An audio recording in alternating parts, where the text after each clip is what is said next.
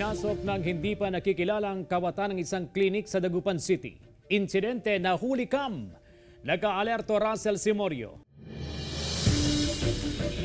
Sa kuha ng CCTV camera, makikita ang lalaking ito na bumaba mula kisame at pumasok sa loob ng establishmento.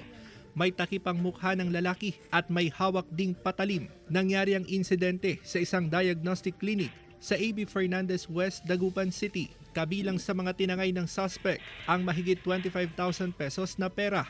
Tinangay rin ng lalaki ang relo at cellphone na nasa loob ng klinik. Nakapaskil na sa harap ng klinik ang screenshot ng larawan ng suspect. Hirap mang matukoy pero may tattoo ito sa kanang kamay. Kung sino man siya, i-surrender niya na yung sarili niya para baka kausap niya si boss, depende kung ano mapag-usapan nila. Nakakatakot sir, kasi hindi natin alam baka pag may nadaanan siyang tao dito, anong gawin niya. Bago ang insidente, ilang business establishment pa sa barangay ang pinasok umano ng kawatan. Inaalam ng otoridad kung pareho rin ang suspect sa mga insidente. Doon talaga sila umaatake.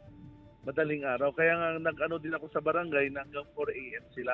Iniimbestigahan na ng pulisya ang insidente. Dahil nga po ang Kapaskuhan po ay nalalapit na, may mga mangilan-ngilan na mapagsamantala, no, na tinitake advantage yung situation. Maging maingat po tayo sa mga paninda natin o sa mga produkto natin. Higit sa lahat sa mga personal nating gamit. No? Kasama si Henry Domencil, Russell Simorio, 1 North Central